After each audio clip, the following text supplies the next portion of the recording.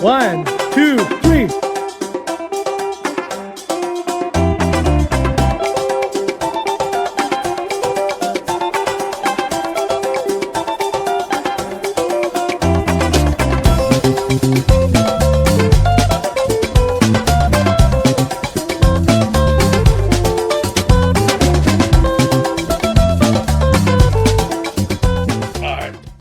So tonight we are going to be talking about the Book of Mormon and can it be validated?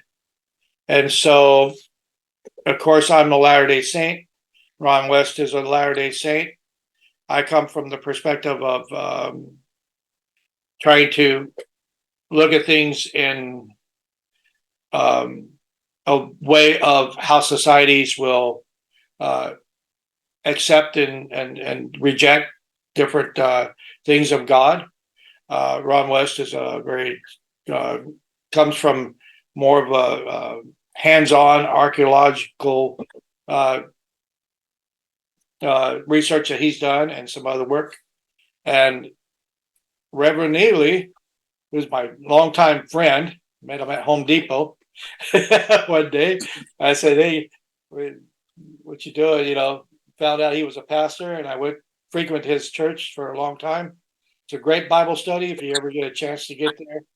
And Madeira, just look him up because he's quite knowledgeable about the Bible and the history of Christianity in a lot of ways. So, anyway, anything you guys want to add to your introduction, and we'll get this party started. Oh no, that's. I have a question. Is it Reverend Neely? Neely with an H? Neely. Oh, cool. Thanks. Good to meet you, man. Oh, good. Likewise. Good to meet you. I heard you were a fine fellow. How do you want to start? What do you want to start?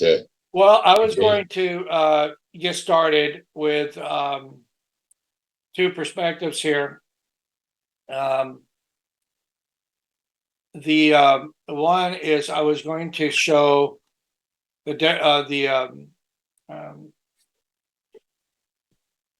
some people say there's no prophecies of the Book of Mormon within the text of the Bible. Nothing that shows or proves it's coming forward. And what a Latter-day Saint would point to is Ezekiel 37 and John chapter 10 and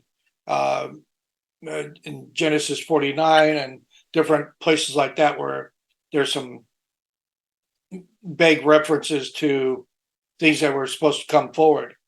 And then I was thinking about the prophecies of Jesus Christ, the Messiah who would come forward. And so I'm going to start there. There's 7 of them, and this comes from Bible study tools. And this is the ones that they chose as their top 7 prophecies of Jesus Christ. And whenever I'm going to contrast that with the prophecies of what a Latter-day Saint would recognize as prophecies of the Book of Mormon, and see if my point is made clear on how people will accept one foundational idea within the Bible and then would reject others. And this is the first, Genesis 3:15. And I will put enmity between you and the woman, and between your offspring and hers. He will crush your head, and you will strike his heel. Genesis 12:3. I will bless those who bless you, and whosoever cursed you, I will curse. And all people on earth will be blessed through you. Isaiah 7:14. Therefore, the Lord himself will give you a sign. The virgin will conceive and give birth to a son, and will call him Emmanuel. Micah 5:2. But you, Bethlehem, Tath. If it's you'll have to just read the Micah 5:2 and figure out what EPHRATHAH is. But through you are small and among the clans of Judah. Out of you will come for me one who will be ruler over Israel, whose origins are from of old, from ancient times. And then in Hosea 11:1, when Israel was a child, I loved him, and out of Egypt, I called my son. Psalms 22:1, my God, why have you forsaken me? So that was a prophecy that would come forward. But if you took the first 6 or first 5 that I took, I'm going to continue to read here. Like I said, I had it all prepared and I was shut down. Psalms 22:7-8. All who see me mock me. They hurl insults, shaking their heads. He trusted in the Lord. They say, let the Lord rescue him. Let him deliver him, since he delights in him. So them are prophecies of the Messiah who will come. All right. So as a Latter-day Saint, the question is there anything in the Bible that identifies the same, or a book that will come forward?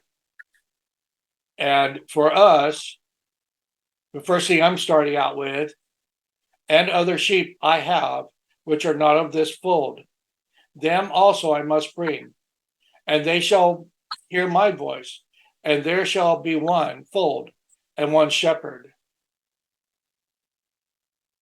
And then you go back to Ezekiel 37, and we all know this one. It's quite The dry bones. Yeah.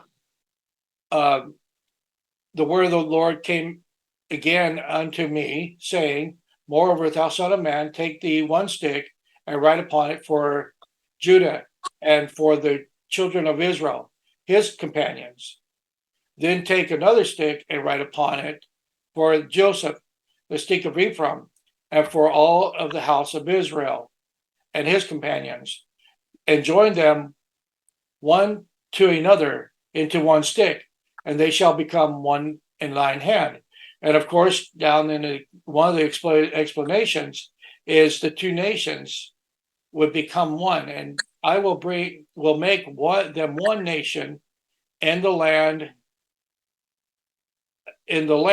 upon the mountains of Israel, and one king shall be their king, to them all, and they shall be no more two nations, neither shall they be divided into two kingdoms anymore at all. And then down in 24, and David, my servant, shall be king over them. All right. So then we go. Hey, AJ, before you leave that, I think that's really plain what it's saying. It wants two books. You remember, this is Ezekiel's there at the time when they're being captive now. They're in captivity. The tribes are being scattered. The Lord is saying to him, I want two records kept. I want one kept by Judah, who's going to be there in captivity, and I want one kept by Joseph. Well, Joseph's gone. The tribe of Joseph was not the second one that was left there. That was Benjamin, or Benjamin left there with Judah. Joseph was one of the 10 that was scattered earlier. So most of them are already gone. Fortunately, a remnant of Joseph was left there in Jerusalem in the form of Lehi. And if you go back to Genesis, where the 12 tribes are getting their blessing, and you see that the tribe of Joseph is told that a branch is going to go over the wall outside the wall of Jerusalem and go start another thing. I think that's clearly why Joseph was specifically mentioned there. Otherwise, why would he say, I want two books, and I want one by Judah and one by Joseph, who really already scattered? So I think it's very clear that it's speaking about the Book of Mormon. I don't know. That's the way I look at it, is that it's, what else could it be talking about? What other book could it be talking about? Written by the tribe of Joseph. Well, Yeah, Reverend, I'd love to hear what the Reverend thinks. All right, well, Reverend. Since I look Bob at that already interrupted my opening, that's okay. I'm sorry, but I think Oh, you're fine. You're fine. that Joseph thing is really important. It's specified there. There's two books. He wants two records by these two tribes out of the 12, right? well, we Well, look anyway, at let Brother Neely there get his word in. okay, when we looking at that, we look at that component. We're looking at the division that was already taking place between the northern and the southern entities, and this is in reference to bringing back those that were scattered abroad, and the word traveling with them, as opposed to those that were the remnant of Jerusalem. As we know that it was the remnant, through the remnant, that the Savior came. But that's where we get that from, is the word of God that was given originally to the 12 became, as we say, divided, and we seen the implementation of the false temples in the north, as opposed to the original house of God in Jerusalem. And we know that the punishment that took place through those, because of that parting, created the scattering because of the worship of false gods. But the word of God was always still there. And we look at, when we say the two books, we're looking at one book that was from the remnant of Jerusalem, and we look at the others as being the word that's still there, but has been scattered abroad. Now, that could take on a connotation of several meanings. It could be in reference to the word that was sent out to the proselytes and to those that became part of the family through proselytism, and not necessarily those that were actually from the womb of Jacob. So we look at that as being a representation to the world. When Jesus spoke about there was people of another nature, that was to I think that we look at that in the preparation of the speaking of, and the coming of both the Gentiles and the Samaritans into the fold of Christianity. We sometimes have a singular approach to the word and the visions of Christ, and we limit it only to the Jew. But he was speaking in sense that covered the entire Christian being, which takes on all of the nations. And so, before we get locked in and say that it's just one, we have to look at the universal outlook of that, the fact that the Savior died for all mankind, and that's reflected in how he mended the relationship between the Samaritans and the Jews, purposely singling them out in quite a few occasions to show that, even though it wasn't a acceptable practice to even communicate with them because of their mixed racing and what have you. But those, I still think those are references to the old world ideologue. I think that had not dealt with the expansion, and we see the expansion taking place during the time of the apostolic age, and we see an advancement that takes place there. But I don't see it as a different or separate entity, because and I state this, and it deals with the canonization practice. Revelations itself, we know that Revelations ends with a very dire warning, and that about the book, and we, most theologians equate that to being about the book of Revelation. Others, some in the other tank, think that was basically a wherewithal of anything that was not incorporated in what we call the canonized scriptures. I have a tendency to believe it's related to Revelations alone, and the fact that John is stating that there's no other revelation except for the one that was revealed directly to him through Jesus Christ. And so that's where I stand on that. Can I read that scripture for you, that revelation for us? Well, that'll help. And let's do Revelations 22, right? Uh-huh. And in its 8th chapter is verse 18. He says, "And for I testify unto every man that heareth the word of the prophecies of this book. This book. Any man shall add unto these things, God shall add unto him the plagues that are written in this book. If any man shall take away from the words of the book of this prophecy, God shall take away his part of the book of life," etc. Right. He keeps referring to this prophecy. To assume that was the Bible, it seems different, because the Bible didn't exist when he wrote this.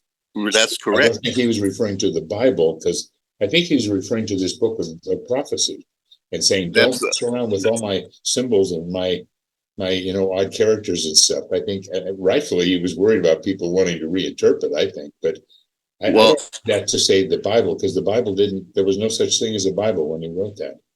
Well, no, that's correct. It had not.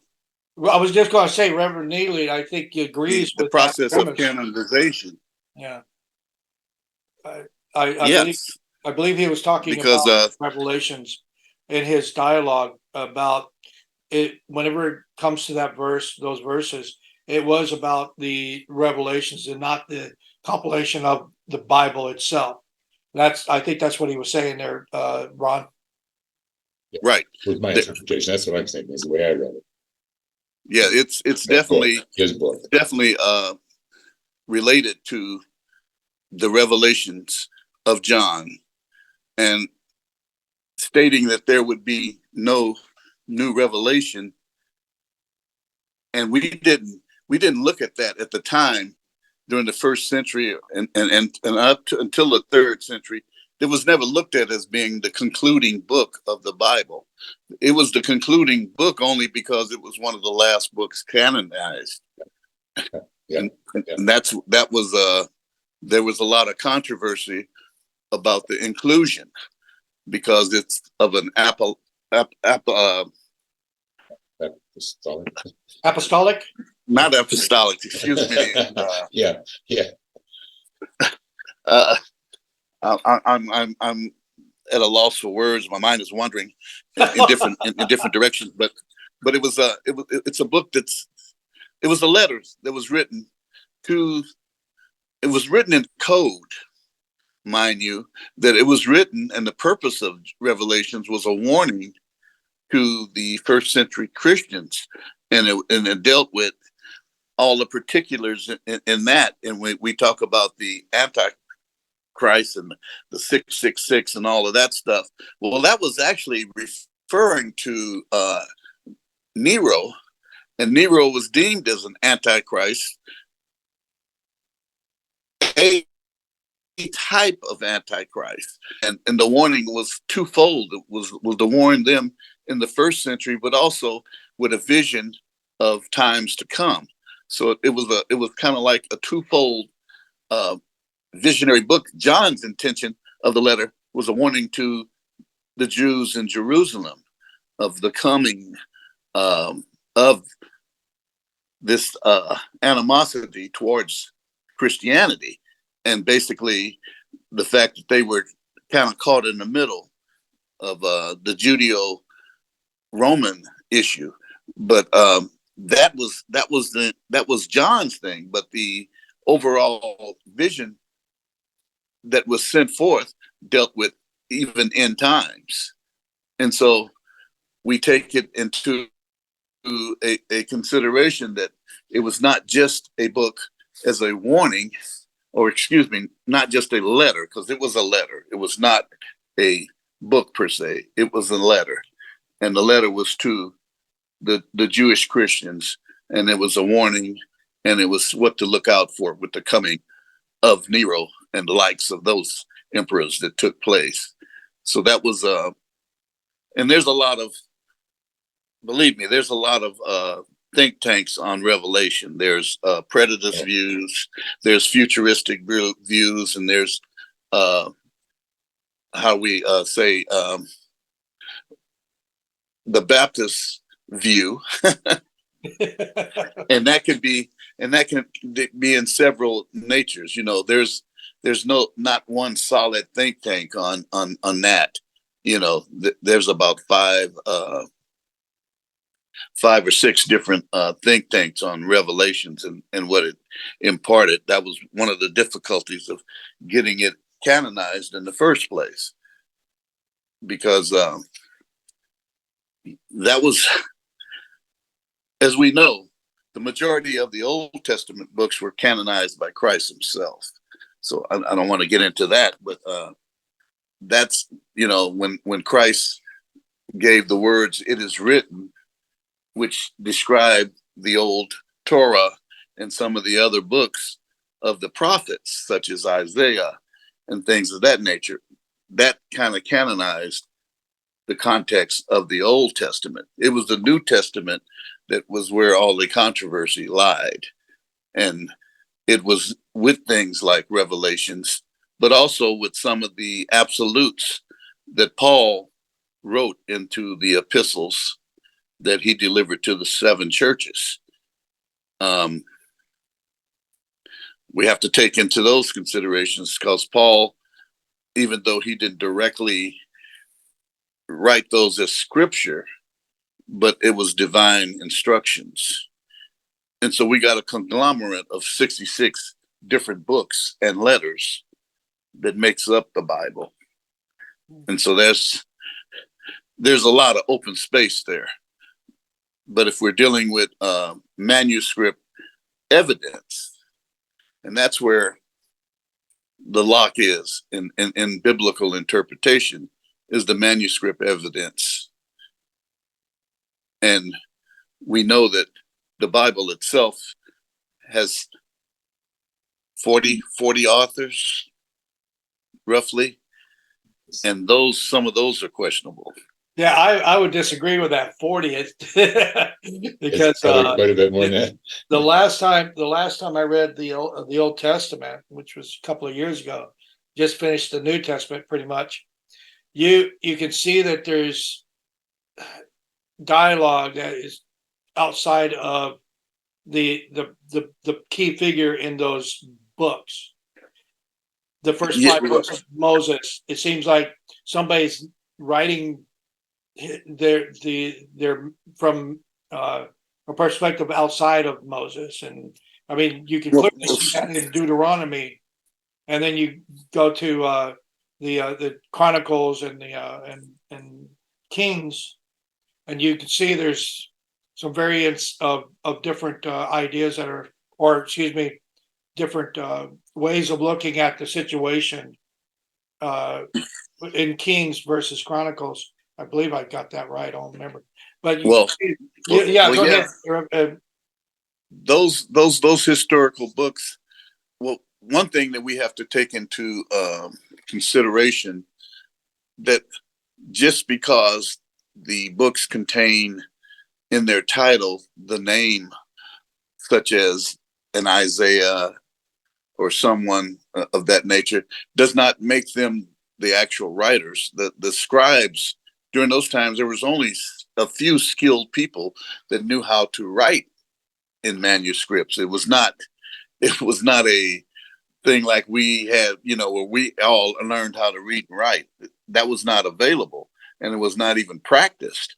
The scribes wrote the books, and the scribes were usually under the delegations of the kings, and in some cases under the prophets. But most of those were not handwritten by the actual authors. The authors were associated with the dictating of that, and so you get a stylistic difference in opinions. And then when you start talking about the original books of Moses, well, we know that Moses could not have wrote in certain things that happened after he died. And so, we come to when you're reading in Exodus and you're reading in Genesis, you're seeing a change, because some of that was written in a first person sense all of a sudden was written in a third person sense. Nobody, at least nobody I know, but Jesus died and came back. So I don't know how we could even formulate a discussion about someone writing about what took place after they were gone. Right. But the continuance of the dialogue was consistent in the moving from, say, Moses into the period of Joshua, and then from Joshua into the period of the judges and what have you. If there was some consistency there, but we have to take that in consideration. Then when you get into 1 Samuel, 2 Samuel, the Kings, the Chronicles, we know the Chronicles of the Kings have several authors. Primarily, Ezra is associated as being one of the chief scribes of the Chronicles. And then you have the Chronicles of the Kings, which is another duplicate of that. And you got Northern Kingdoms, Southern Kingdom authorships. So we can't define the authors. And this is the uniqueness of the Bible in the fact that it was never one book that was put together by one person. We know it's all inspired by the Holy Spirit. Inspired. And I think you were in my class when we looked at that about, how it can be fire breathed, it can be directly from God, the Word of God, and how we receive it in the different avenues and components in which that's done. So the Bible is a good example of that. This is the Holy Spirit inspiring different people over 4,200 years to compile what we call the modern day Bible. Yeah. And So then, Boy, do I agree with that. Yeah. So Boy, do I agree with that, Reverend. And thank goodness that there was so much inspiration into that, because of all those books and all those people could have been brought together in the wrong way. oh yeah, But inspiration kept that thing put together, and it got the whole gospel in there. And if I can make a comparison to the Book of Mormon for a second, one of the beauties of the Book of Mormon is that we have all the names of the writers and the dates. Now, there's something I love about the Book of Mormon. I can look at a page and I can tell you what years that as being happening. When I go to the Bible, I'm always saying, when did this happen? And then I have to go back and maybe it happened before something earlier. And I'm always wishing we had dates in there like the Book of Mormon. But I love that, because I can tell you who's writing it and when they're writing it. And I think, oh, thank you. That makes it so much easier to understand. So, and thank goodness the Bible is put together in an order where it makes sense to us without having all of that extra data. But boy, would it be nice to have it. Yeah. I wonder why they didn't give us some more dates. What do you think, Reverend? I'd miss it when I read the Bible. Tell me when. Well, part of it when you look at the entire makeup, we're looking at components that do not actually tie themselves together but we can use the date stamping of the historical references and the points of interest of, sometimes you'll find names of different countries or villages and things, and we find that they've changed names through the years. So the research that has went in to prove the Bible as fiction generated all of the evidence to bring forth the truth. And so it's amazing. Even though we don't have the date stamps, and one of the greatest date stamps we don't have is the date stamp of the flood. But we can look at world history and can compare the world history, which gives us a stamp in time of this calamity that took place. We can see different civilizations that were not associated with Judaism or even with the worship of God. They talked about this great event, this flood that took place.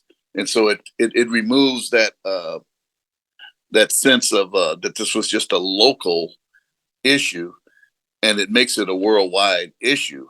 It's even spoke of in some of the indigenous tribes in South America and North America, spoke of this calamity, and it's almost like folklore, because it doesn't hit the same. How do we say? It doesn't hit the cause. We know the effects. The effects was that the world was flooded. We know that, but the cause is where the issue is. We know the Bible is clear that it was God was the cause. In the other world views, there is no real reason for the cause. So that's one of the things that we have to use the footprints that are left to identify the records and the recordings. One of the most amazing things, and children has brought this up to me, is that we don't have a date of Christ when he came. We don't have a.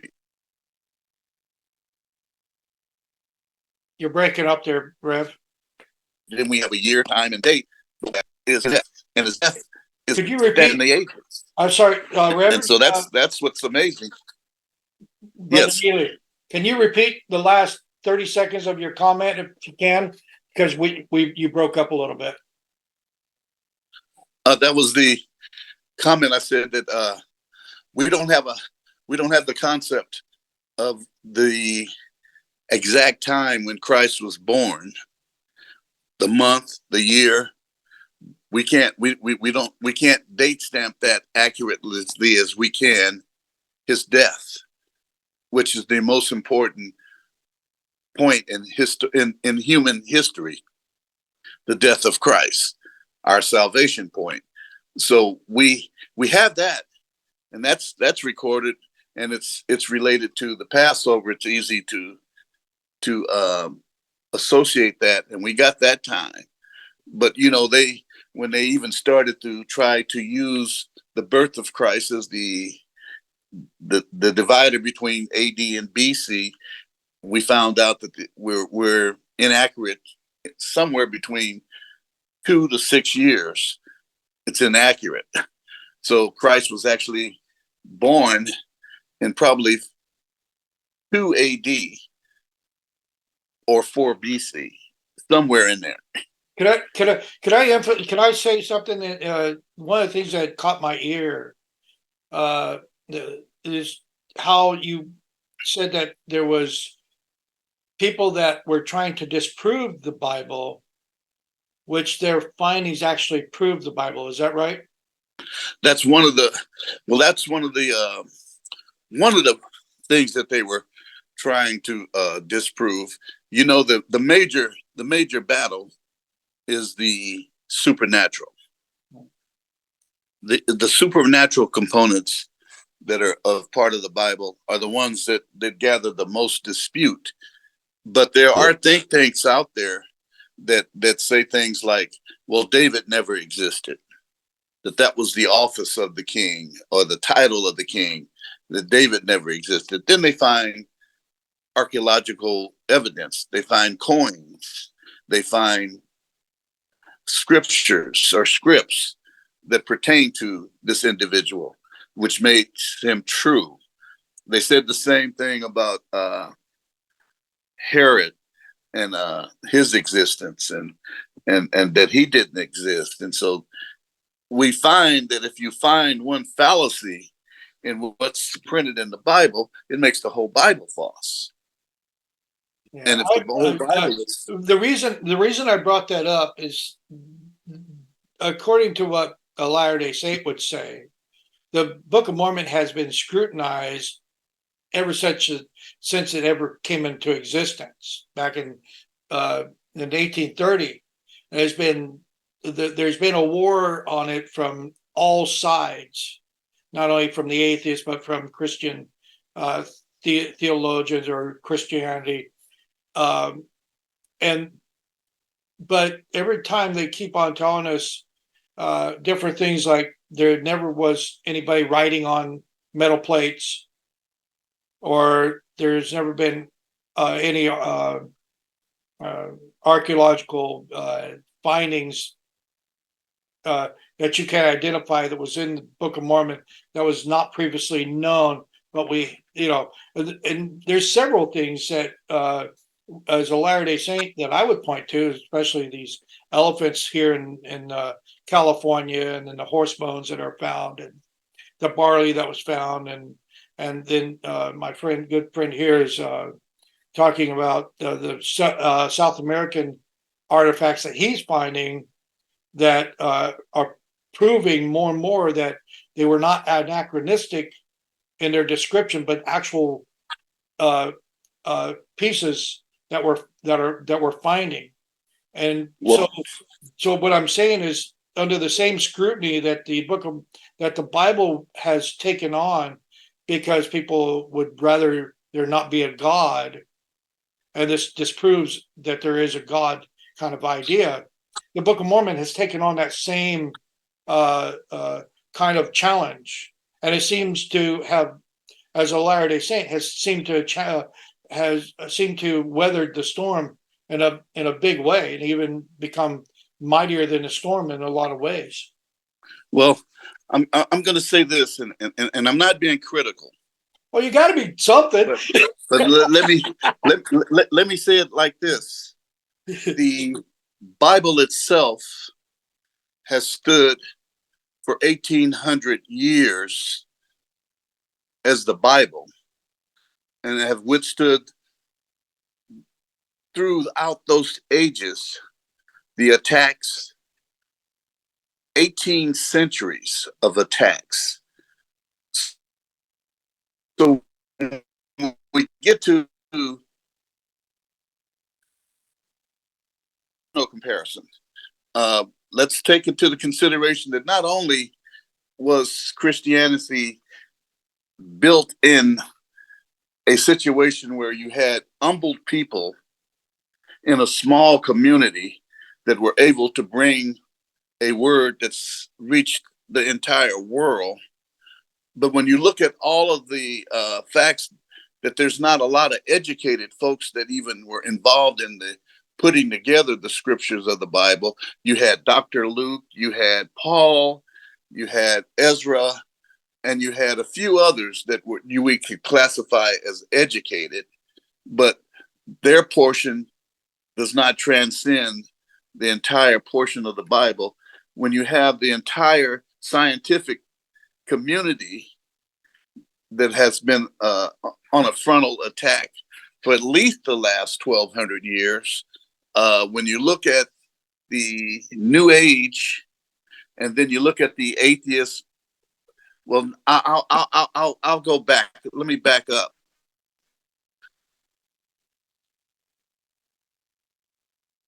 The agnostics who fought and challenged the actual resurrection of Christ, that began right from day one. That began from before the Bible was even implemented, before the Apostles' Creed was even produced and performed. There was already skeptics that wanted to deny that. You had the entire Roman government that was in opposition to the resurrection. that just doesn't happen, And so when we start talking about evidence, nobody has suffered the salt that the Bible has had upon it. And then we look at the writings. There are not any literature out there that's older than the manuscripts of the Bible. So it's a different game. It's a different element. Well, and I'm not in time, the Book of Mormon could be around for 1,800 years and receive the same kind of scrutiny and attack over those 1,800 years. And the question would be, would it stand up to the scrutiny over that period of time? It's only been around for 200 years, but it's been attacked pretty viciously for a long time, ever since its inception. And the people that brought it forth were also attacked and murdered and despised, even kicked out of their own country. Well, that we know. And so so I'm just saying there's some parallels there in what we're seeing with the coming forth of the Book of Mormon, and the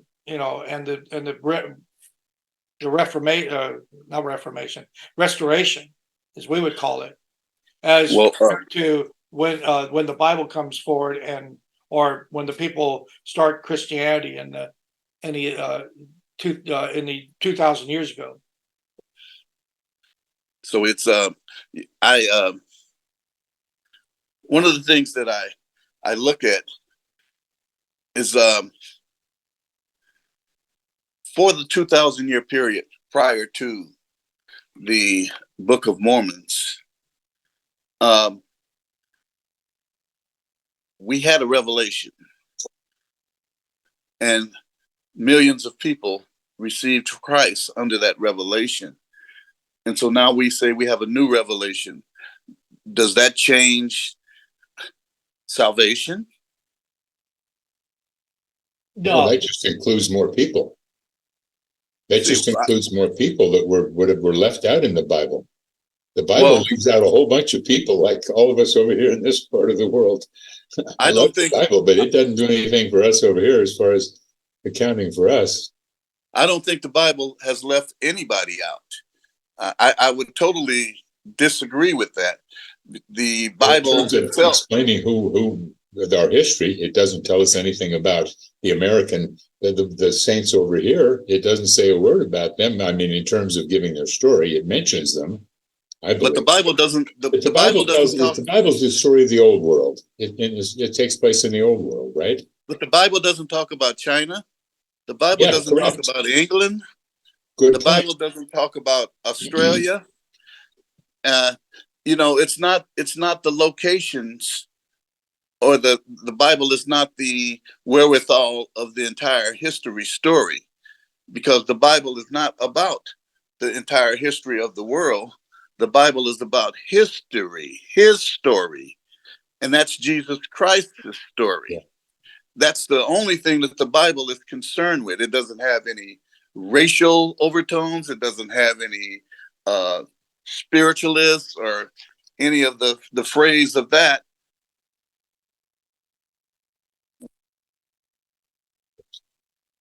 It does have is the message of salvation, the message of human civilization and the return to glory.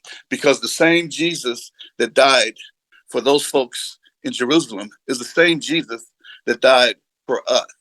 And so I see that message as being eternal and all encompassing. And we don't have to divide from that, because we can all receive it on those bases. That's where I'm at. I was just going to say that the Brother Neely here would go to Romans and say that we're only judged by the knowledge that we have. Yes. And for those who are lost and or not associated with Jerusalem or Israel for however many years, for thousands of years, they're only going to be judged based on what they would understand as Right. their own people. But does that reasoning, does it actually have a does God want to be disconnected from any of his children? No, I mean, I don't think that would be true. I mean, just based on what we know of God, he doesn't want to be disconnected from any of his children. So why would the people here in the Americas or in the Western Hemisphere be left alone to figure out life without having the instructor with them? Why are they disassociated with God because of their where their supposedly, let me throw this out here. all right. I only got about 5 minutes there. My church is getting out, and so I Right. got to go and do the dismissal. But my closing is that supposedly the mission was assigned. The mission was assigned to those that came over from the old world to introduce the whole purpose of their coming over was to introduce Christ to this world. If you get the document of discovery, you'll find that that was one of the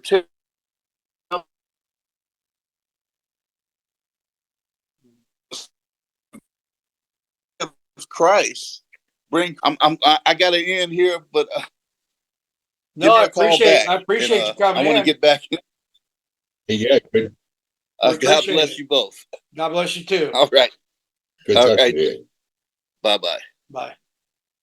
All right, interesting. So yeah, like I said, as far as what my thinking is I don't my reasoning is why would our Father in heaven seem to not instruct the people that are in the Western Hemisphere and on the islands and only instruct those how to live in the in and I think his description of, well, we were sending missionaries over, but we still have thousands of years of time that is um, that it separates a large amount of people. The idea that he would leave millions of people over here with no knowledge of him is it doesn't make any sense at all. And we're told in the Bible, I don't know how many times, I'm no respecter of persons. I'm not just here for the Jews. I'm one who I was born among them, but he's told us so many times. That's where he started, but he made it clear that that wasn't the only group that he liked. And he said it many, many, many times. So all those descendants of those groups, of course he loved them. The idea that he could just abandon them because they were different, I can't believe that for a second. That's not what fathers do. Yeah, well, I'm not even talking about actually having the knowledge of a Messiah, but his children are left to their own to figure out how to to to organize civilizations and, Yeah. and to the point where they can actually be somewhat successful as a society. And I don't. And again, you think about the when the Noah's flood, and he brought that up. He says, "Well, you have all these different groups in the world that actually identify a flood, but if the flood is true biblically, then you have 8 souls that were left in the earth. Can that be, based on just a biblical uh, idea, or is that a true idea? Meaning that is this a figurative speaking, or is this an absolute? So if it's an absolute, here's God's children, 8 souls left, and He multiplies the world with those 8 souls. Where these are children that He loved enough and loved Him enough that they got on a boat, and now their descendants are going to be left to their own to figure out how to, manage their society. Yeah. I just don't see that. But Ron, whenever it comes to your research that you've done, what are some of the things that I want to know this. All right, you left the church for a while, is that right? I was questioned. What's Say that? that again. I said you left Ask the that church again. for a while, is that right? I just wasn't active. I didn't leave the church. I Oh, just you, wasn't you going to weren't church. active. Okay, No, I didn't leave. Oh, that's no, no. different. I just was, hey, when I left college, I was off to LA and I was working and I was just having a wonderful time. Then I lived in Jamaica and there really was no church down there. There was very few church people on the island in those days. And I just didn't come back to church. But I never stopped believing everything. And I loved the Book of Mormon. And I was down there all during that time at all these ruins. That's when I started going down to visit sites. And when I Wow. started saying, wow, what about this? What about this? So I was in my discovery period Okay, back now many years ago. can you give me your timeline? Because I'm recording this time. We're not doing this. We're not just doing this without. We're going to post this. I wanted to know your timeline. When did you? Were you always a member of the church, or did you? Always was. Yeah, I was born in Salt Lake. Yep. Yeah, you were born in Salt Lake, so you were a Yep. member of the Member of the church. church. My dad was in this high council, and the bishopric, and with Quentin Cook, he was a buddy of his in the Oh in, wow, in the high council. that's cool. In fact, I got to tell you a quick story. Quentin Yeah, Cook, absolutely. Quentin Cook, he came to speak to our stake here a couple of years ago, and I got to shake his hand. Everybody goes up and shakes his hand, right? You go up and Yeah. say, "Wow, this is cool." And I said he had been in this high council with my dad probably 40 years earlier, right? At least. And I said, do you by any possible chance remember Harvard West? And he pulled me in real close and shook my hand hard. He said, I believe you mean Harvey. And of course I do. I thought, ooh, this guy's for real. This guy's for real. That I is believe you that mean is just Harvey such a because. wonderful And story. he had my hand real tight and he pulled me in like, I don't believe you said that right. I think he gave me the wrong name. I thought, oh, wow. Wow. Yeah, that's a great I story. was 40 years early. How many people has he met in 40 years? And shook hand and dealt with, and how many million? A million? Yeah, A million? and So I mean, oh yeah. So I've never lost my testimony. I just was too busy to go to church. I was teaching scuba and had a rock band and had all this stuff going. But then one day I thought, I'm going to get married, so I better be getting back here to church. And I settled down a little. So I've been real good now. and so, how long have you been doing your research on the Book of Mormon and the archaeology on that? Since about early 70s, 80s, 90s, probably 50 years, maybe 50 years. I've been going down to Mesoamerica and Central America and Mexico since the late 60s. So I guess Wow. 50 years. I've made a lot of trips down there in 50 years and seen a lot of sites. And What actually drew you to that? well, when I left BYU, I figured I didn't know where the Book of Mormon took place. I didn't really care. It didn't make any difference. I was busy with life. I assumed it was North America, the land northward, and South America, and the narrow neck of land was Central America, right? And I never thought about it. And then I started just sort of going down to Mexico and seeing stuff. And I thought, whoa, these are some cool ruins. I wonder if these are part of something. And I started reading up, and then I immediately got into reading about all the books that were coming out there, John Sorensen and all that early bunch, that very early bunch. I read them all. I read everybody's books. I got a library here of probably 600 books. I got a rolling ladder at this library, big tall library.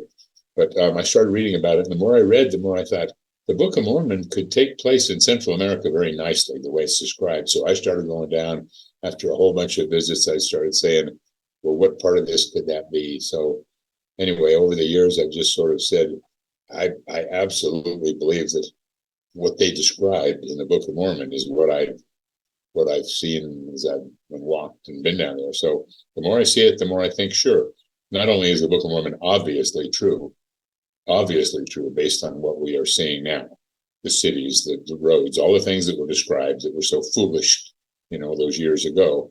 And not only is it obviously evidences of it, but maybe those are the evidences. Maybe, and if there's another place that could have occurred in the north, That's cool too. But I feel that it could very easily have fit so nicely into that Mesoamerica setting. But what you're saying is the Book of Mormon is true no matter where it happened. No matter where. Absolutely. And it doesn't matter where it happened. And how do you come to that conclusion? That it doesn't That matter. it actually took place. I mean, that's Well, simply because, well, here's one example. Let me show you one example. Because after I looked into research, we were reading the Book of Mormon, King Noah, right?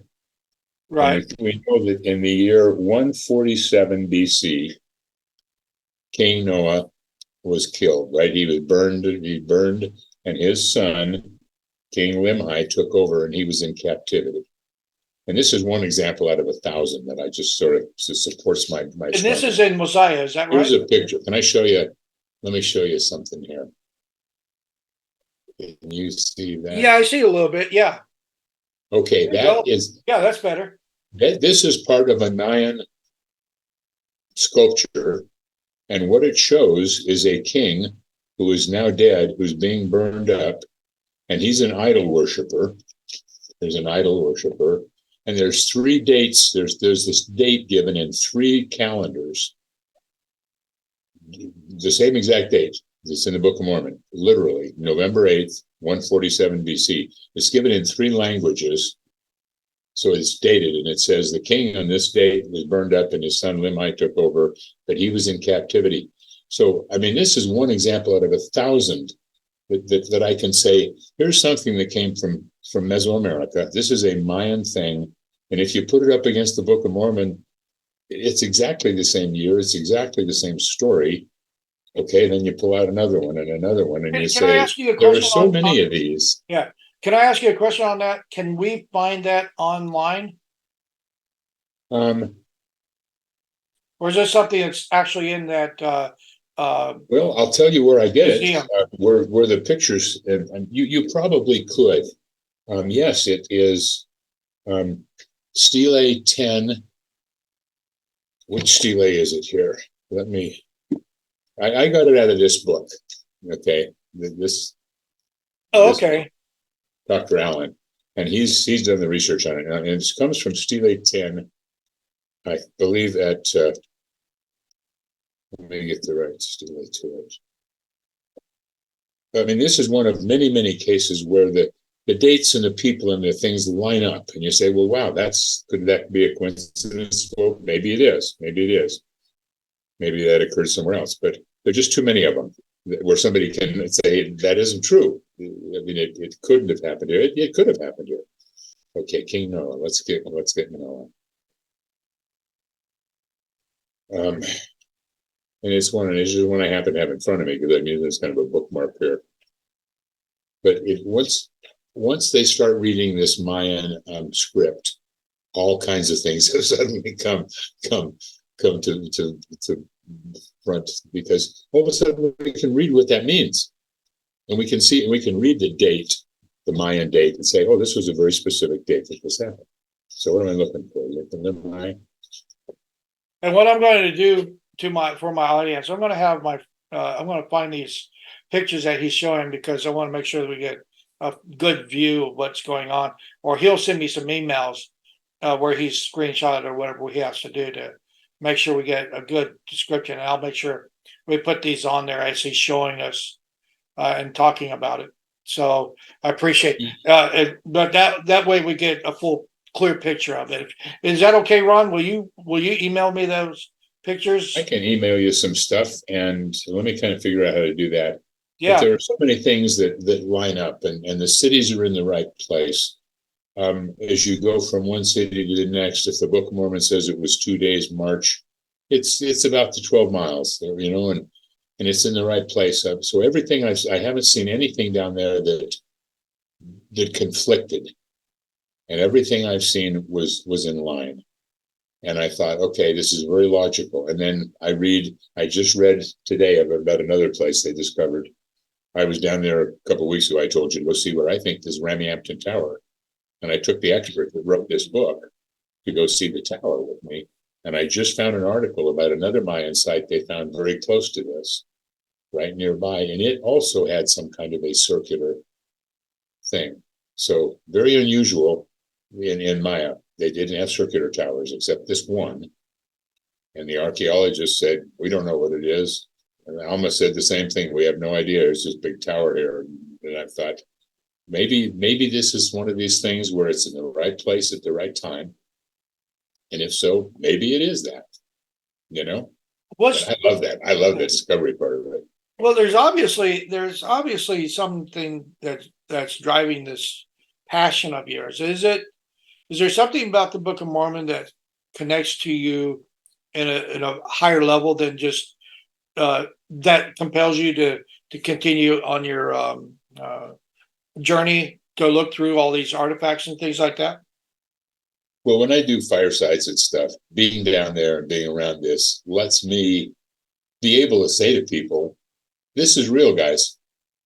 This is real. This is not a theory.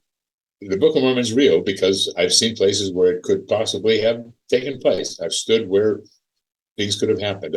I absolutely can tell you, and I love the exploration part, but I think it gives me the ability to simply say, there is no doubt in my mind that this is real. And whatever else you want to talk about it, you can explain it or not. But the fact of the reality, it's real. You cannot change the reality of this because I know it. I've been there. I've felt it. I know it. Yeah. So it just makes me feel like I don't even have to wonder about anything. Now I just have to explore and get the details and say, ooh, what did this mean? And what did they mean by that? So it just took all doubt out of my mind as to whether this thing is true, whether it could have happened somewhere, whether it was a real thing, real people. So basically having this connection to the Book of Mormon is kind of reciprocal, meaning that you had this understanding that the book was written about a people. And as you discover more and more, it seems to add more of that connection back to the Book of Mormon, and the Book of Mormon excites you to go find more about these people that you say absolutely existed. But there's got to be something spiritual about that book that compels you to say, this actually allows me to be connected more to God because of the Book of Mormon and its and all these things that are validating its origin. I think that's a good way to say that. I love the exploration part. I would love the archaeology part regardless. But it really does connect me with the church, with God, by knowing that that's what I'm looking at. It's not a Greek culture at the moment I'm studying archaeologically. It's the one that we read about. If I want to go read about Alma, if I want to go read about Jesus coming to Bountiful, I want to go see where he came. I want to go to that city and I want to be there. And I've been there. Oh, it's cool. And because again, if you know something is real, then you're going to find something that is going to identify its reality. And that's where you have gone down to Belize and got a house down there and say, this is where I can authenticate many of the things within the Book of Mormon. And every time I authenticate them, then it draws me back to the understanding that Joseph Smith translated this book, where he could have never been down here looking for all these artifacts. He could have never known of these people. There wasn't enough information at all. And then you have that first vision, which connects us back to our Father in heaven and Jesus Christ. And it seems to carry the weight against the world that would say there is no evidence of God. When you have this book that is tangible, that's reading, and I have a friend of mine that was in Salt Lake at the time when the tornado came through and it blew that place down. And he's not a member, but he said, I was there. I was in my apartment. I was watching this tornado tear down the road, and all of a sudden it takes a right-hand turn. I'm watching it on the TV and I'm watching it in real life. And there's this, and it was real to him because he actually lived that experience. And I think in the same way as we get connected to the evidence of the Book of Mormon in such a passionate way as you have and as I do, we seem to say, this is real. This is actually happening right there in front of my eyes.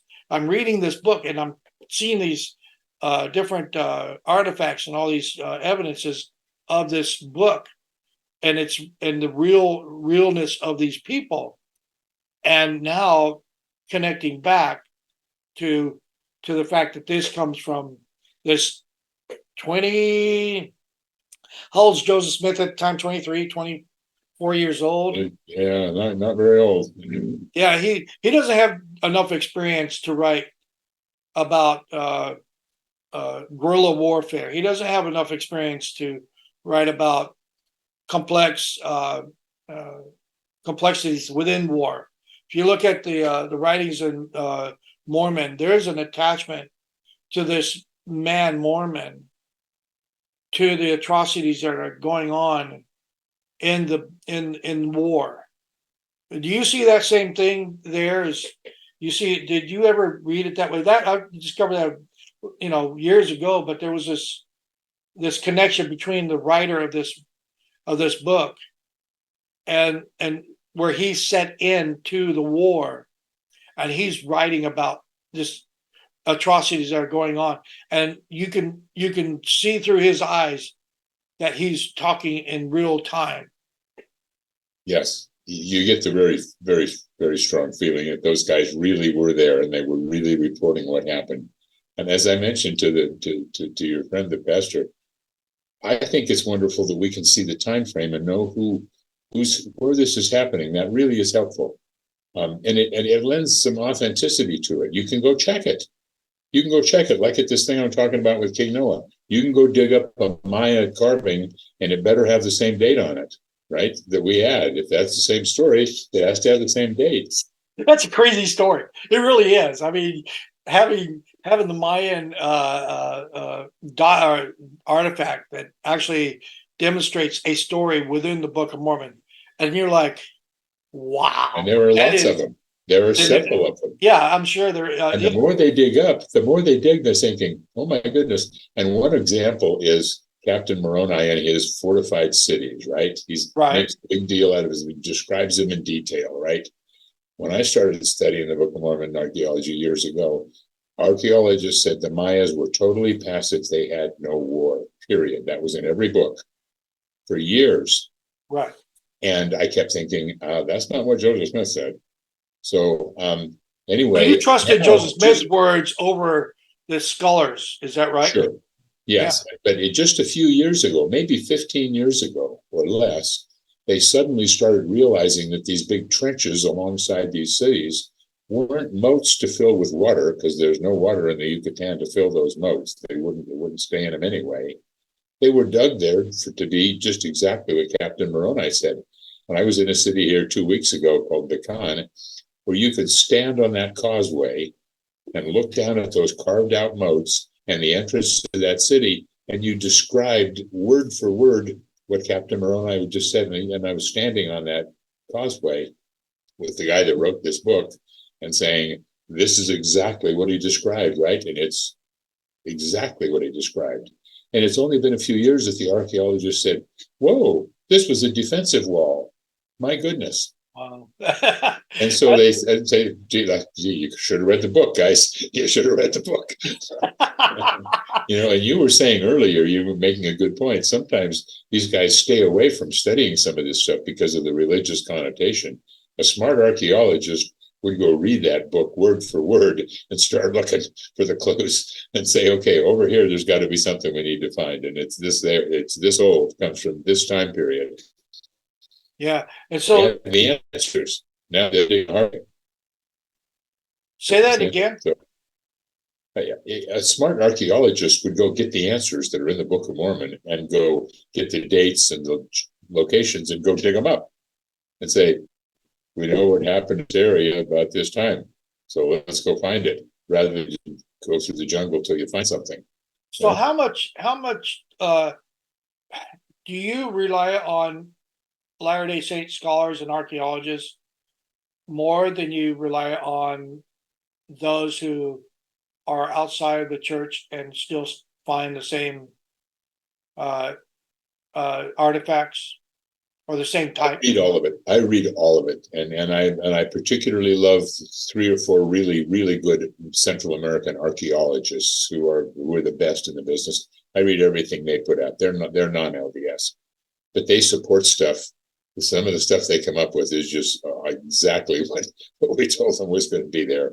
Like Syros, for example, is a really good example of Captain Moroni city of.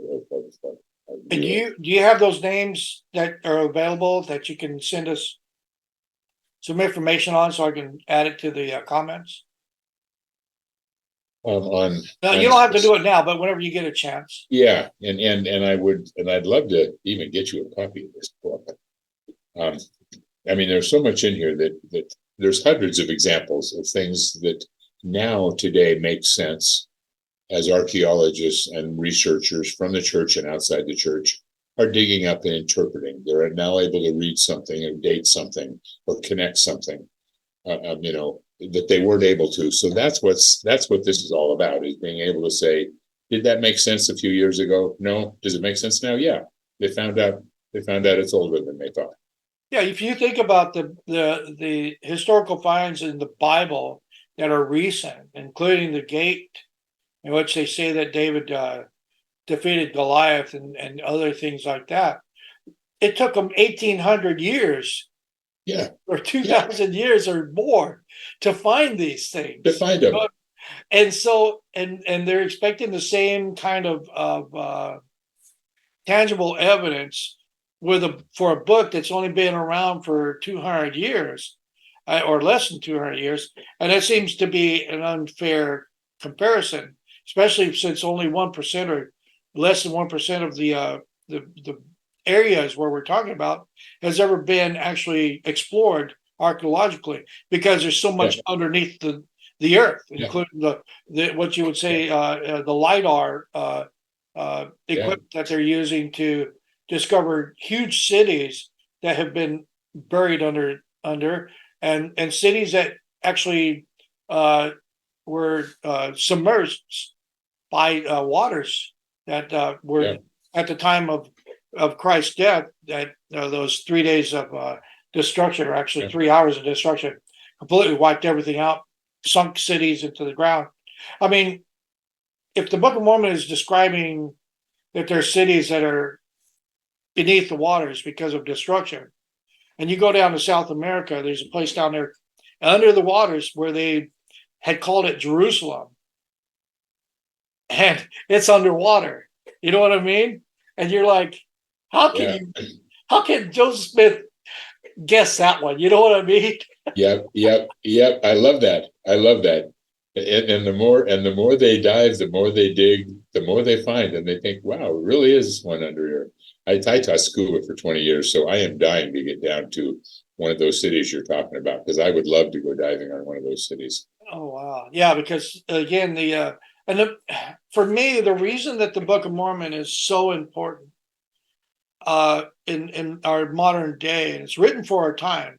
I think it's helps us understand what some of the calamities and some of the trials that we as a society are going to face, especially as a Latter-day Saint, will face the closer and closer that day comes. Because when is all evil unleashed? It's before the final defeat. Before its final defeat. And I think that's where, and I don't, again, there's so much that we can speak on when it comes to what's Satan's strategy compared to what's God's strategy and how that plays out. But again, when you're feeling you're at the final stage of your comfort level as a war, and like Satan is wanting to win at all cost, he's going to throw everything he's got at the world to create division between us and our Father in heaven and Jesus Christ. And I think the Book of Mormon is the answer, is that weapon that we are able to use against that onslaught of that is coming towards us. again, we biblically the hearts of man will what would you will be weak and built upon their own vices at this time, and you can see that we're as a human society, we have become weakened because of all the wickedness that is in the world, and we keep on and people keep on telling us that in order to indulge in their continued wickedness, they got to destroy those who are standing up against the wickedness of the world. And there's few left of us that would stand up, you know. So the Book of Mormon gives us strength when we continue to find more and more, because the Bible itself, Christianity has already accepted that as a document from God. But you're seeing the church buildings empty in droves, so it's not helping their cause in any way. And the only thing that would create a turn in that walking away from religion in these days and times would be the Book of Mormon, which says, I am true, therefore the Bible is true, therefore Jesus Christ is who he said he was. I think the more and more we walk away from the Book of Mormon as a people and say it's just a made up story, but it was God inspired maybe and all that. You know, I'm like, you don't understand that to take that point of view doesn't help our cause. It's better to stand firm on something that will lead us all back to God and our Father in heaven, Jesus Christ, than just speculate the other way.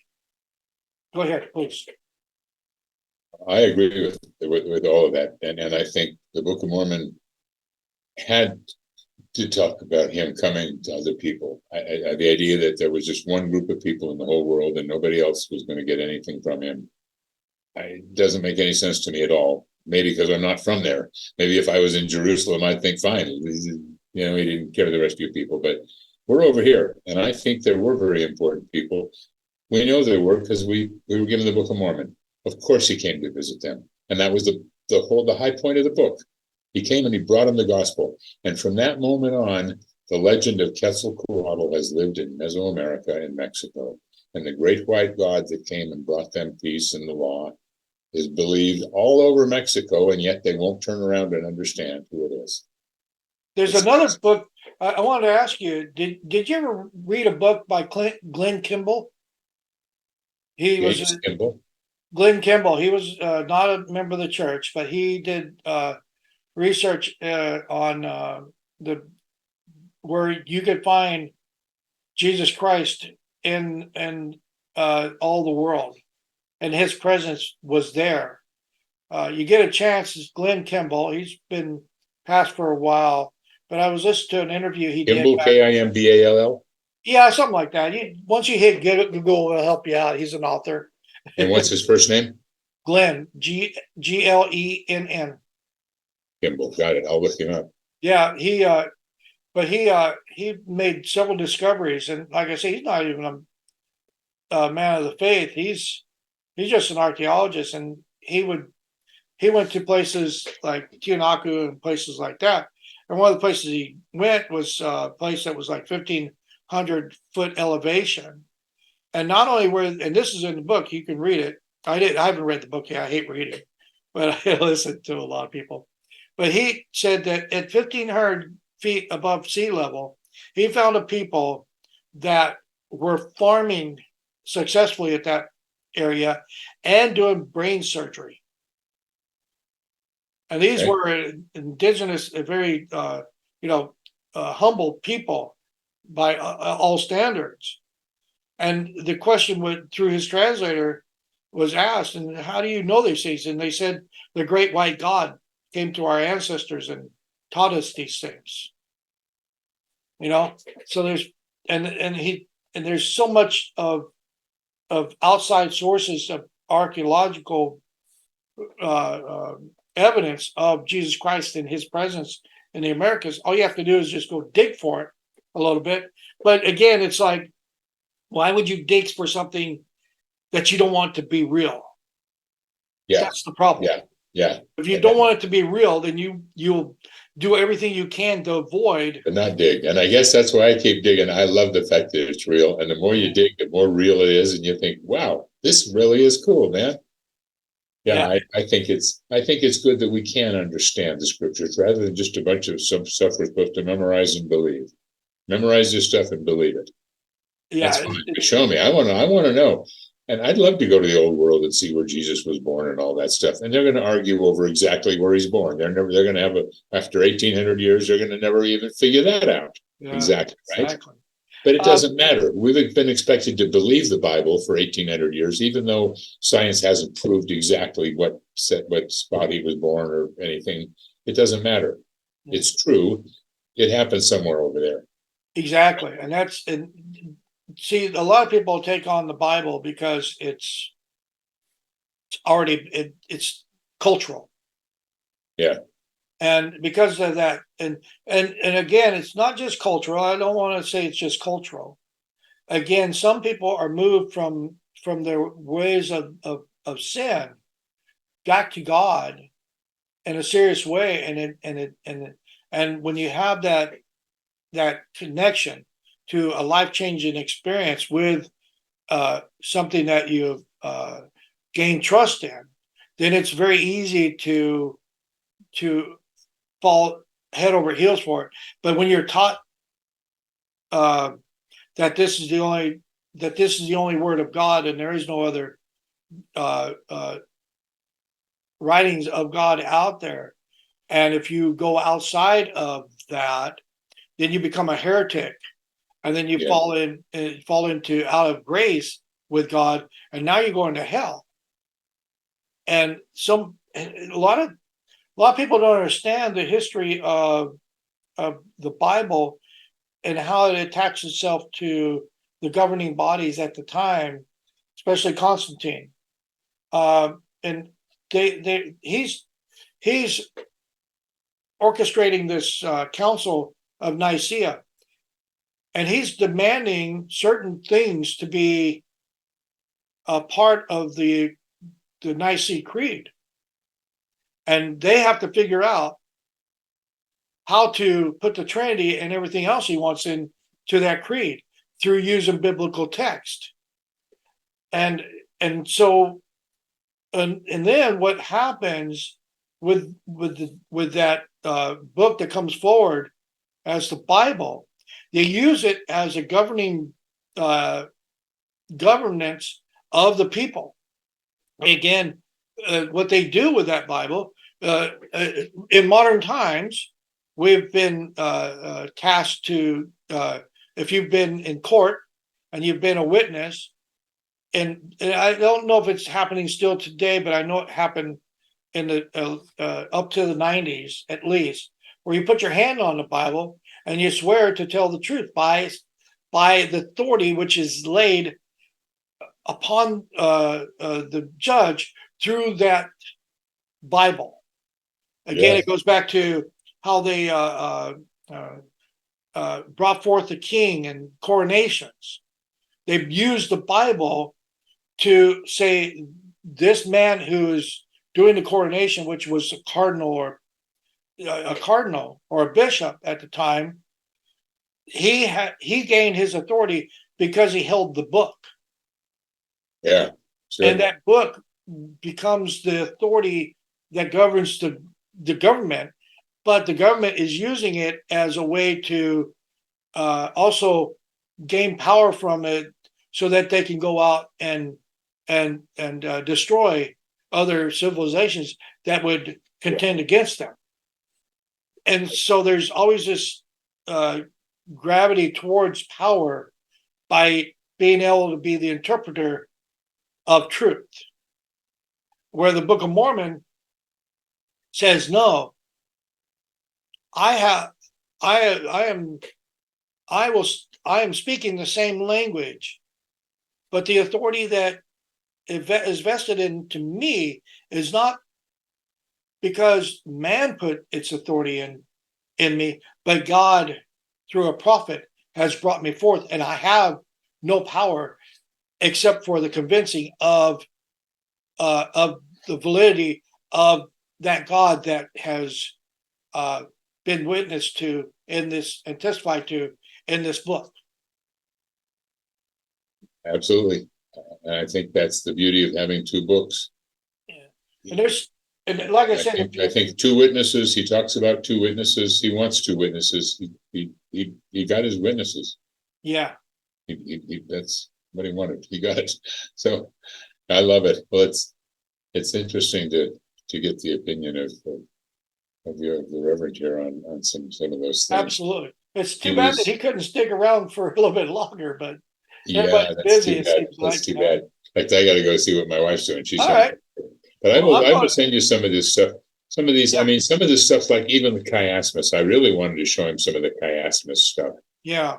Because here's, for example, there you go. Second Nephi, the entire book of Second Nephi is in chiasmus. The entire book is in chiasmus. Here's Alma 22, chiasmus. Here's the Popol Vuh, which is an ancient book here in the Central America. Chiasmus. When they finally translated that just a few years ago, they translated this out of the Maya. Here's Alma 36, total chiasmus. Total chiasmus. The whole Book of Mormon, according to a Pentecostal preacher who had studied the Book of Mormon from an outside perspective, he says if you go to the center of the book, that's where the anti-Nephi Lehi group shows up. The whole book is about the redemption of man, or where that redemption comes from. So the whole book is the coming forth of redemption, and then explaining out where the end part is the fall of man again. Yes. That's just so you have a fallen state of Jerusalem, all right, and then you come to the center people, the people that are right in the middle of the book, which is the full redemption of all wickedness, because they were very wicked. Yeah. And then you have at the end of the book a fallen people again. So so to that point, I think the whole book covers a very complex chiasm. It really does. It tells the cycles. It goes through the cycles for sure. And part of the story is, you guys, here's what's going to happen next. If you get wicked, here's what happens. Then you're going to get good again. Yeah. Let me get a mailing address. I'm going to mail off some stuff here that I think. Okay. It's easy for me to mail it. It's 3014 Oak Street, Madera, California. Madera? Yeah. Okay. California. 93. I'm sorry, 94. 93. 93. 63. 63. 7. 93637. 3014 Oak Street. Yes. Cool. I'll send you some stuff that has some of these things in it that'll give you some of these details. Oh yeah, absolutely. They're just fascinating, I think.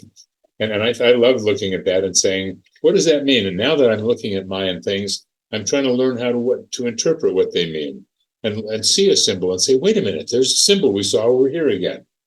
Is there a meaning? Was this city have the same symbol? Why did they have the same symbol we saw in the last place? And I love it. That's where the big discovery part comes in. You say, these people work with these people. Anyway, I love it. Well, very good. So, exciting stuff, man. So any last words? I'll send you some stuff. All right, very good. All right, well, cool. I'm going to go see what my wife's up to. All right. You have a great Cool. night. Thank you so much. Thanks, man. Take We'll care. do this again, I hope. All right, cool. All right. You have a No good problem. night. So I wanted to finish out with some verses here, and I talked about in the beginning. Let's change my camera. There we go. All right. So again, I emphasized at the beginning here that if you looked at the vagueness of the prophecies of the Messiah and he would come, you can see the writer in the New Testament start to say, this is why he's the Messiah. This is why he's the Messiah. But they have to explain it through so that you can get the full meaning of it. All right. So as a Latter-day Saint who says the Book of Mormon is true, the writings, I think the writings of the coming forth of the Book of Mormon are more clear on its coming forward than even the Messiah itself in its description in the Old Testament. And I mean, if you go to Corinthians chapter 13, verse 1, which says, "This is the third time I am coming to you. In the mouth of 2 or 3 witnesses shall every word be established." Again, this is important. So the question would be, can a Latter-day Saint justly to their critics see this as the Jews being of one witness of the coming forth of the Messiah, and the people of the house of Joseph, the house of Ephraim, be another witness of his of the validity of Jesus Christ and his resurrection? I think that we can come to an agreement that it's very easy to interpret things based on our perceptions. We follow a narrative, our desires, or whatever that be. But what about those people who had no desires, like David Alexander, who's a Protestant for 40 years and said and had reluctance to even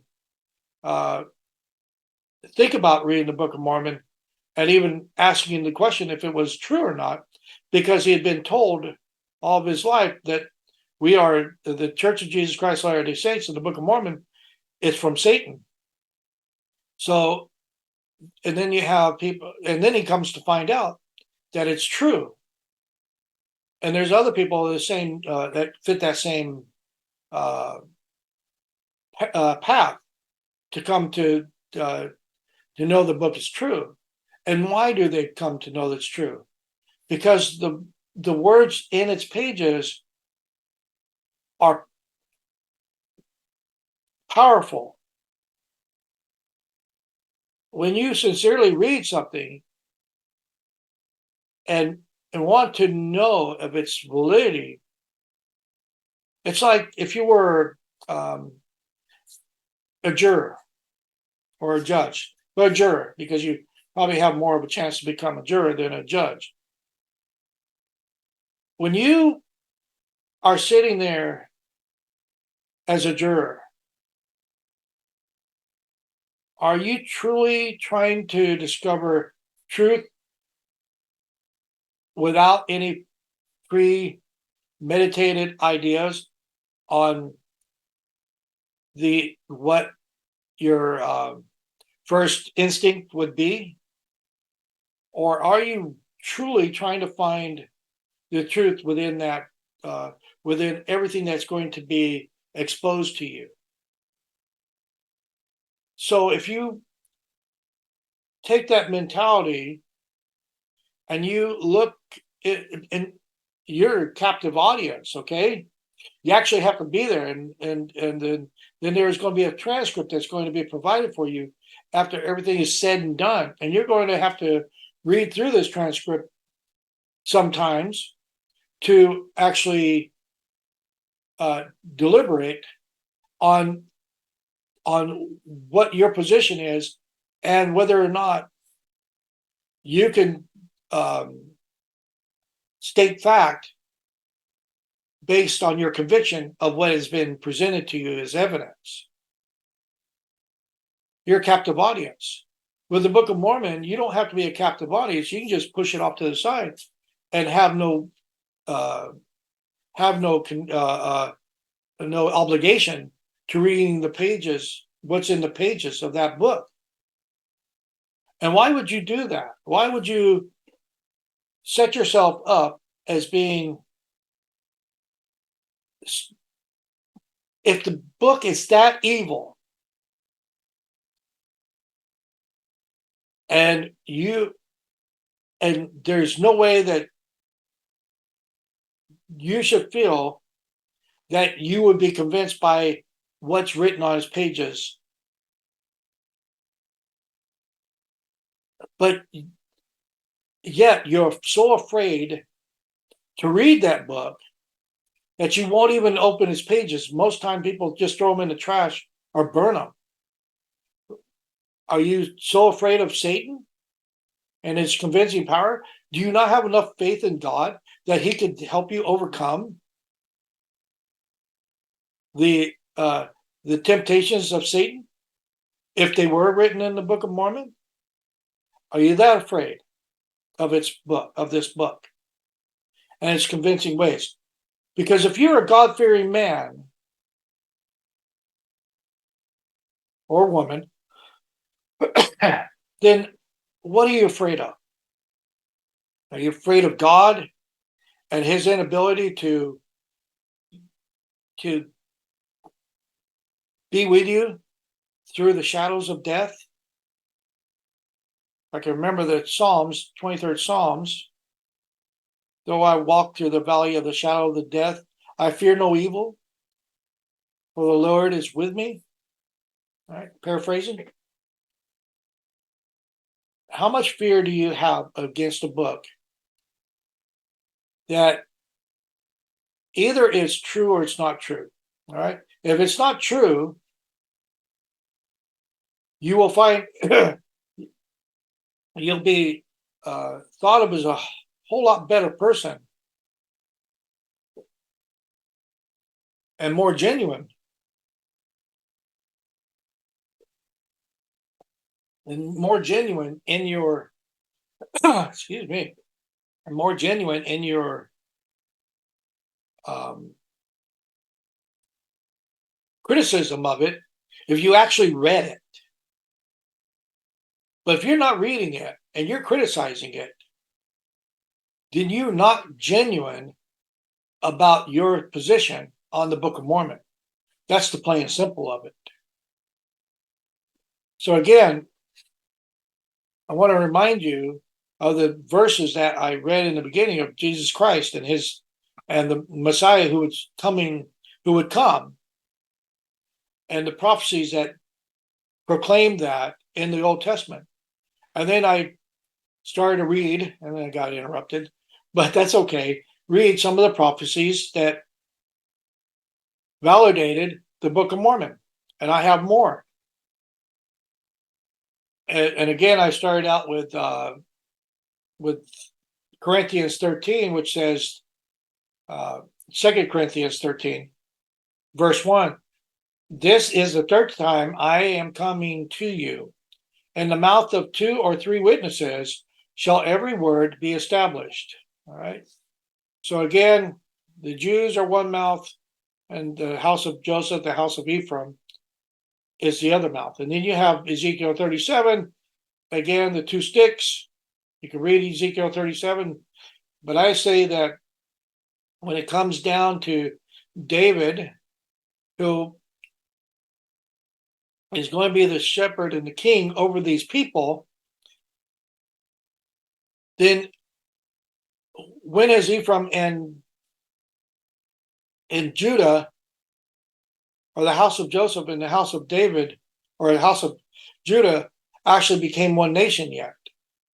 If it hasn't happened and we're in the end days, then somehow this prophecy is not being fulfilled. Now, if it is as I say it is, where you have two books that brings the two nations together, because see, a nation cannot be one, a people cannot be one unless they have the same God. And what brings man and woman together as one society is the God they worship. All right. So where's this house of Joseph? Where is Ephraim? Where are they at? If you please explain to me where these people are and how they are somehow identified as a society. And then we know where Judah is. We absolutely know where Judah is. All right. We can identify them. So why haven't we identified the house of Joseph yet? And then where's King David? If David is over them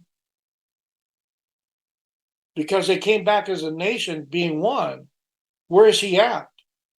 So obviously either this prophecy is not going to be fulfilled or it has been fulfilled in the same idea that I've talked about. See, the nation of Israel, which is the old world, which is the one people of Jews, or the Judah, and the house of Joseph of Ephraim are here in the United States. See, I'm a heartlander. And those two nations have become one nation because of that connection between the God of the Bible, whether it be established in the Old Testament, which Judah believes in, or the establishment of the Old Testament and New Testament within the religion that is accepted widely in the United States. But they have joined one another together as one nation because they are allies, because they are fighting the same evil that is willing to destroy Israel at all cost. And so, where is Joseph and Ephraim? In the United States. Where is Israel? The house of Judah? In Israel. So I think that works for me. So then let's go to some other prophecies here about the Book of Mormon. We'll go to Isaiah 29. We're going to read this whole thing real quick. Woe to Ariel, the city of where David dwelt. And year to year, let them kill sacrifices. Now, most scholars would say Ariel is Jerusalem and the temple, right? And Tad Callister on LDS Living, you go there to that website, it'll give you all the explanations and things like that, which he's done a great job. Tad Callister's, I love what he has to offer when it comes to evidence of the Book of Mormon.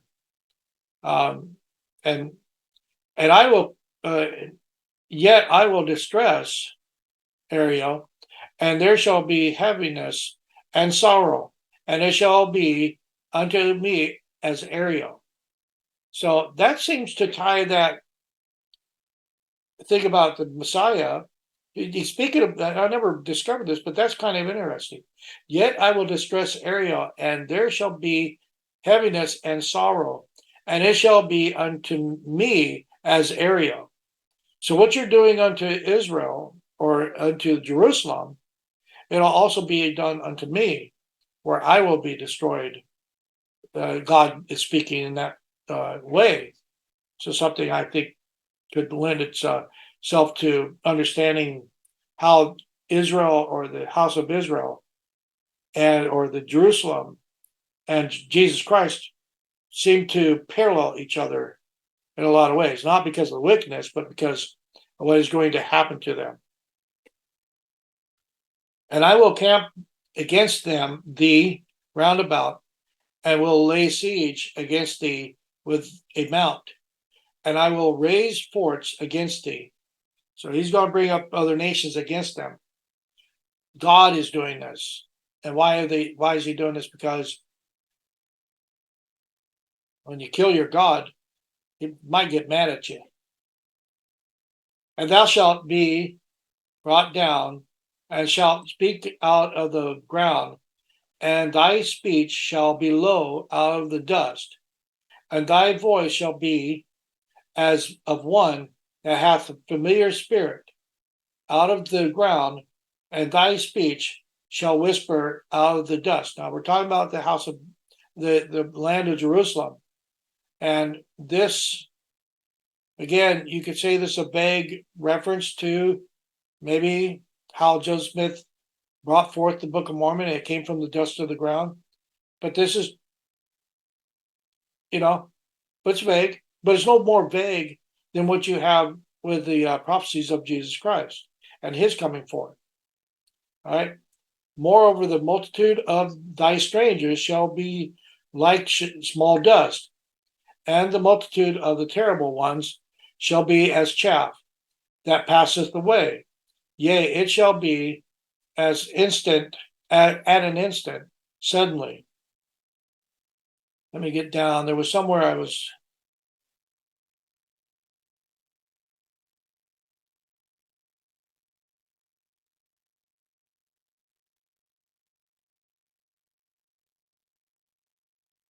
There was something else I found in here that was kind of interesting. I had this thing all prepared, and my lack of. There was something else that was said by Tad Callister. I want to call him McAllister, and it is not yet very little while, and Lebanon shall be returned into a fruitful field, and the fruitful field shall be esteemed as a forest. So in 1900, the Israel, the people of Israel, which they weren't a nation at the time, but the people of Israel actually went into Lebanon and planted millions and millions of trees, and now it looks like a great forest. But this ties in that this is talking about a future date that will come. Isaiah is talking about. It's not the time period when he's speaking about. It's about revelation or things that will happen at the same time that Lebanon becomes a fruitful field. But anyway, there's more text. Maybe I'll find it and then I'll be able to explain it all. There was, and then you have the birthright of Joseph, and then how the house of Joseph would, the boughs would spill over the waterfall, meaning that they would be sent forth, what we would say, across the waters.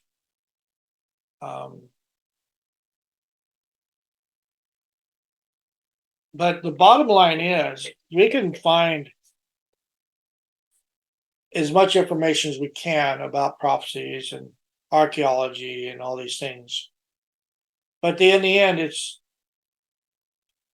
how does the book connect to you? Does it connect you back to God? But you don't know if it will, unless you read its pages. But if you already dismissed it and give it no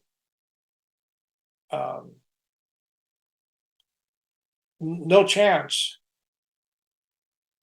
to fulfill its promise in the pages, again, are you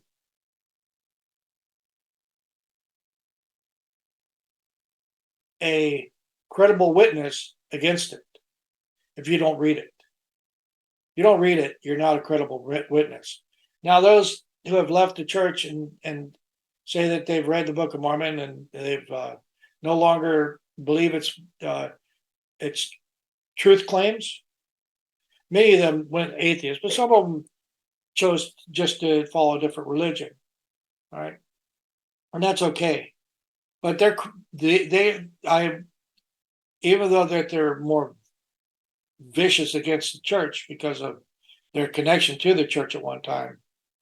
But they have a more credible, they're more credible against the Book of Mormon than those who have not read it. So anybody that hasn't read it, please read the Book of Mormon. And for the love of God, pray, always be in prayer. The world needs it. And this old man is out of here. And you have a great day.